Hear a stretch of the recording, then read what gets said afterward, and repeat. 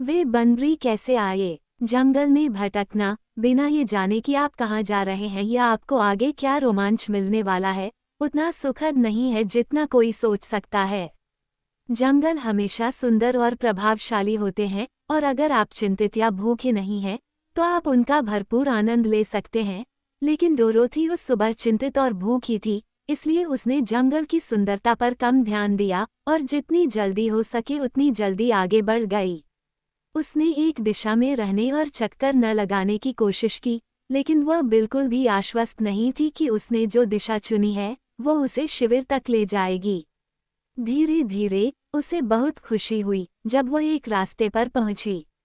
ये रास्ता दाएं बाएं दोनों तरफ था, दोनों दिशाओं में पेड़ों में खो गया था, और उसके ठीक सामने एक बड़े ओक के पेड़ पर दो संकेत लगे हुए थे, जिनकी भुजाएं दोनों तरफ इशारा कर रही थीं।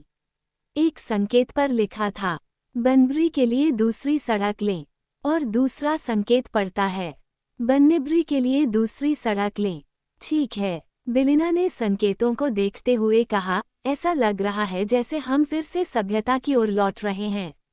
मैं सभ्यता के बारे में निश्चित नहीं हूँ, प्रिय, छोटी लड़की ने उत्तर दिया, लेकिन ऐसा लगता है कि हम कहीं पहुँच सकते हैं, और यह एक बड़ी राहत है। वैसे भी हमें कौन सा रास्ता अपनाना चाहिए? पीली मुर्गी ने पूछा। डोरोथी ने सोच विचार कर संकेतों को देखा। बनबरी खाने लायक जगह लगती है, उसने कहा।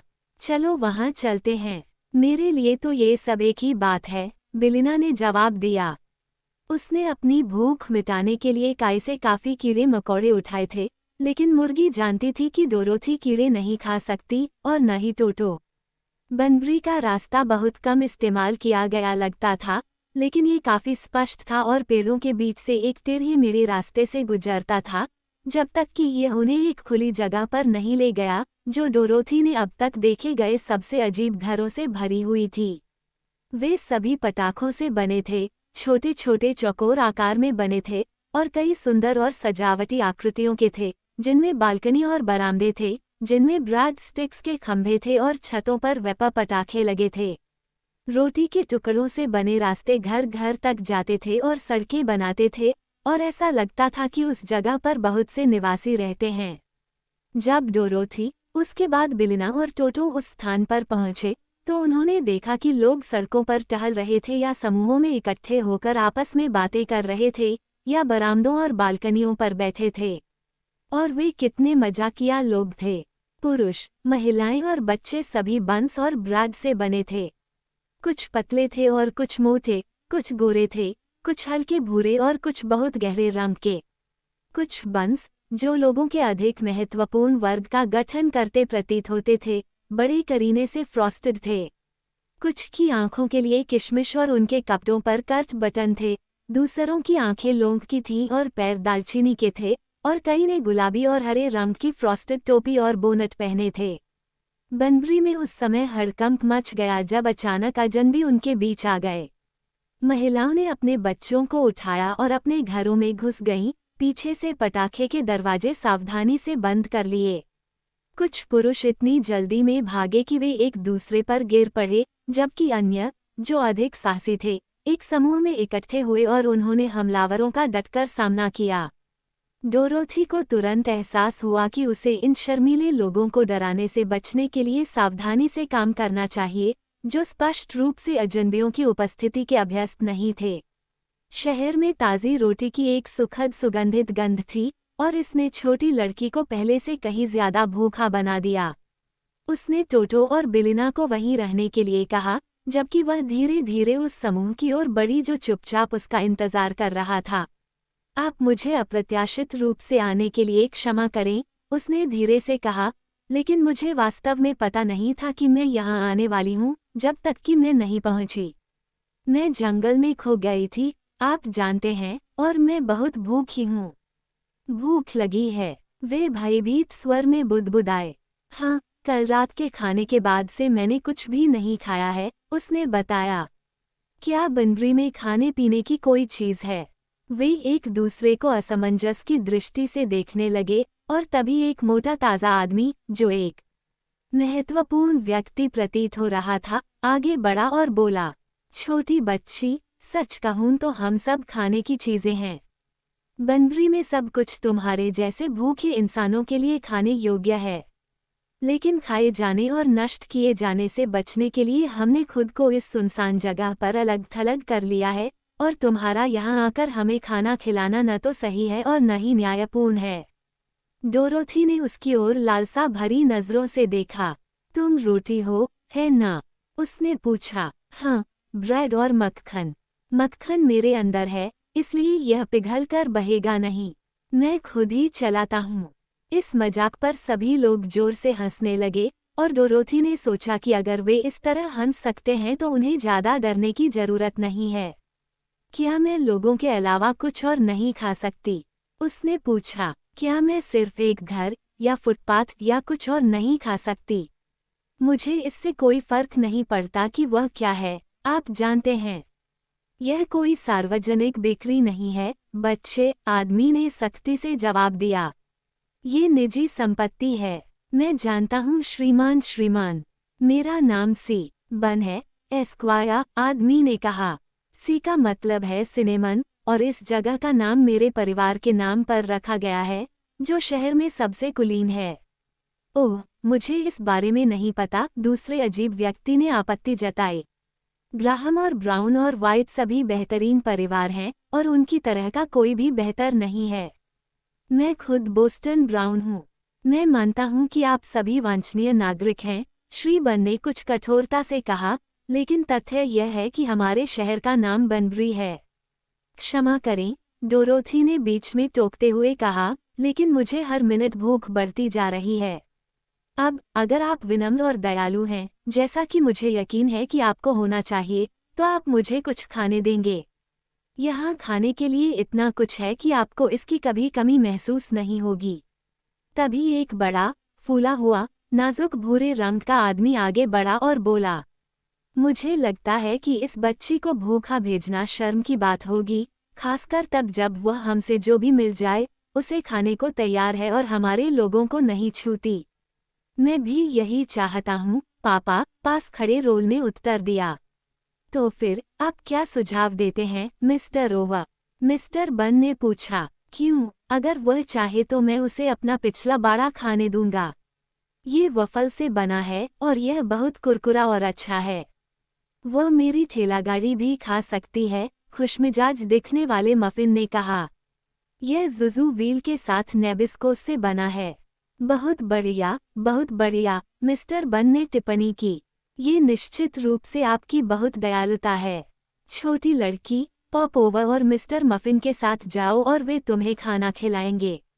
बहुत बहुत धन्यवाद, डोरोथी ने कृतज्ञतापूर्वक कहा। क्या मैं अपने कुत्ते टोटो और पीली मुर्गी को भी साथ ला सकती हूँ? वे भी भूखे हैं। क्या आप उन्हें अच्छा व्यवहार सिखाएंगे? मफिन ने पूछा। बेशक, डोरोथी ने वादा किया। तो फिर आओ, पॉप ओवर ने कहा। इसलिए डोरोथी और बिलिना और टोटो सड़क पर चले गए और लोगों को अब उनसे कोई डर नहीं लग रहा था। मिस्टर मफिन का घर पहले आया, और जब उनका ठेला सामने के यार्ड में खड़ा था, तो छोटी लड़की ने पहले उसे खा लिया। ये बहुत ताज़ा नहीं लग रहा था, लेकिन वह इतनी भूखी थी कि उसने कोई खास ध्यान नहीं दिया।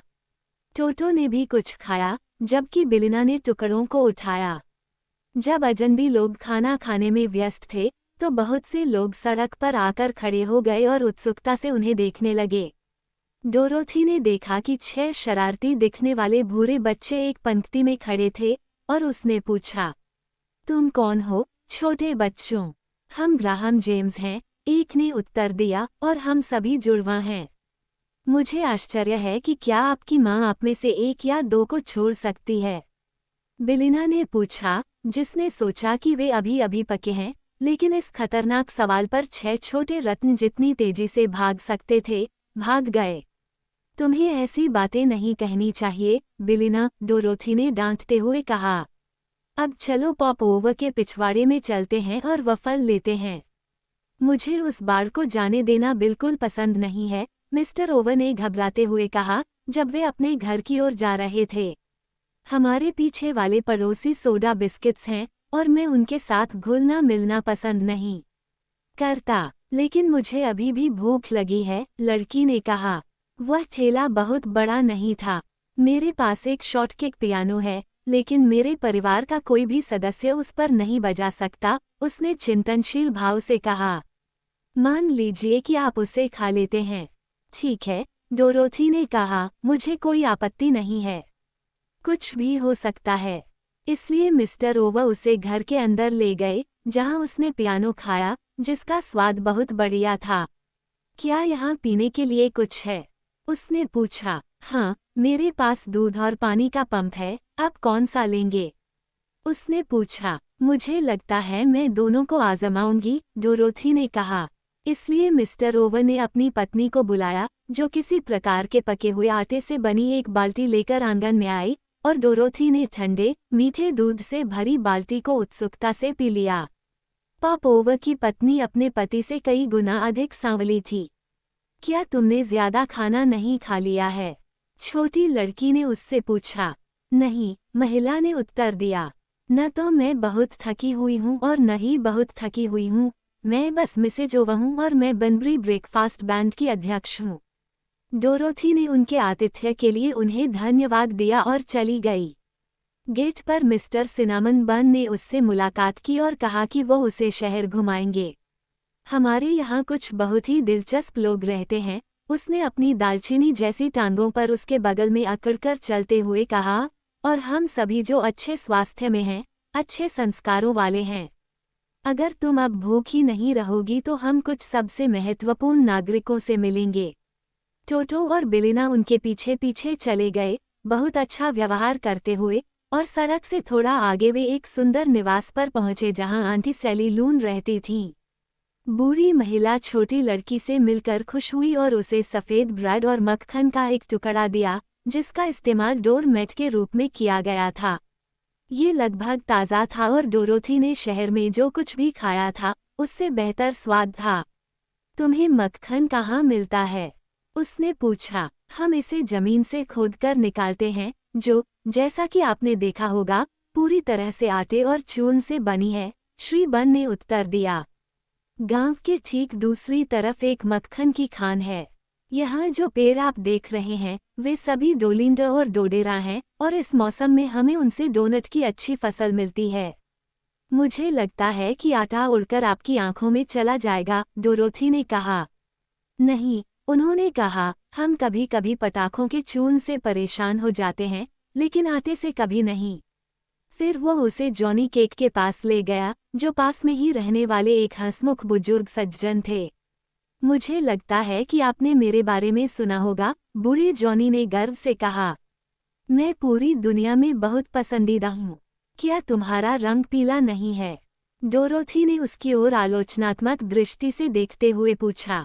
हो सकता है, बेटा, लेकिन यह मत सोचो कि मैं पित्त से पीड़ित हूँ, क्योंकि मैं अपने जीवन में कभी भी बेहतर स्वास्थ्य में नहीं रहा, बूढ़े सज्जन ने उत्तर दिया। अगर मुझे कोई बीमारी होती, तो मैं मक्के को सहर्ष स्वीकार कर लेता। जॉनी थोड़ा बासी है, मी बन ने कहा, जब वे चले गए, लेकिन वह एक अच्छा मिक्सर है और कभी भी क्रॉस ग्रेन नहीं करता। अब मैं तुम्हें अपने कुछ रिश्तेदारों से मिलवाने ले चलता हूँ। वे शुगर बन्स, कर्ट बन्स और स्पेनिश बन्स के पास गए, जिनमें से बाद वाला निश्चित रूप से विदेशी था। फिर उन्होंने फ्रेंच रोल्स को देखा, जो उनके प्रति बहुत विनम्र थे, और पाकाहेच रोल्स से संक्षिप्त मुलाकात की, जो थोड़े घमंडी और दबंग लग रहे थे। लेकिन वे फ्रॉस्टेड जम्बल्स की तरह रियल नहीं हैं, श्री बन ने कहा। वे ऐसे लोग हैं जिन्हें मैं वास्तव में बर्दाश्त नहीं कर सकता। मुझे संदेहास्पद होना या बदनामी की बातें करना पसंद नहीं है, लेकिन कभी कभी मुझे लगता है कि जम्बल्स में बहुत अधिक बेकिंग पाउडर है। तभी एक भयानक चीख सुनाई दी, और डोरोथी ने जल्दी से पीछे मुड़कर देखा तो सड़क से थोड़ी दूर पर बहुत उत्साह का नजारा था। लोग टोटो के चारों ओर भीड़ लगाए हुए थे और जो कुछ भी उनके हाथ में आ रहा था, उस पर फेंक रहे थे। उन्होंने छोटे कुत्ते पर हार्ड टैग, पटाखे और यहाँ तक कि फर्नीचर के ऐसे सामान भी फेंके जो पकी हुई और मिसाइलों के लिए काफी भारी थे। टोटो ने हल्की चीख मारी जब उसे पके हुए सामान का ढेर लगा, लेकिन वह सिर झुकाए और दुम दबाए हुए तब तक स्थिर खड़ा रहा, जब तक डोरोथी दौड़कर नहीं आई और उसने पूछा कि मामला क्या है। बात यह है, एक राई खाने वाला व्यक्ति गुस्से से चिल्लाया, क्यों इस भयानक जानवर ने हमारे 3 प्यारे क्रम्पेट्स खा लिए और अब एक साल्ट राइजिंग बिस्किट खा रहा है।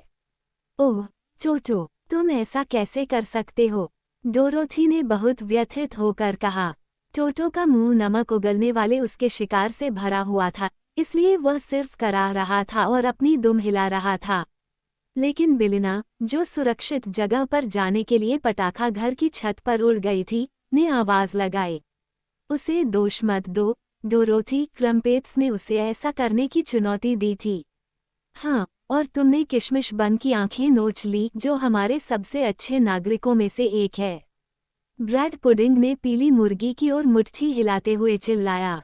वह क्या है? वह क्या है? मिस्टर सिनामन बन चिल्लाए, जो अब उनके साथ आ गए थे। ओह, क्या दुर्भाग्य है, क्या भयानक दुर्भाग्य है।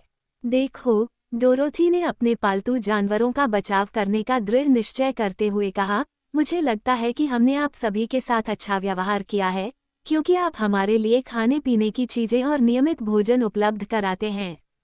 मैं आपके प्रति दयालु रही हूँ और आपकी पुरानी ठेले, पियानो और कूड़ा कचरा खाया है और एक शब्द भी नहीं कहा। लेकिन टोटो और बिलिना को भूखा नहीं रहना चाहिए जब शहर में उनके खाने पीने की अच्छी चीजें भरी पड़ी हों, क्योंकि वे आपकी कंजूसी को मेरी तरह नहीं समझ सकते। तुम्हें तुरंत यहाँ से चले जाना चाहिए, मिस्टर बन ने सख्ती से कहा। मान लीजिए हम नहीं जाएंगे, डोरोथी ने पूछा, जो अब बहुत उत्तेजित हो चुकी थी। फिर उसने कहा, हम तुम्हें उन बड़ी भट्टियों में डाल देंगे जहाँ हम बने हैं और तुम्हें पकाएंगे।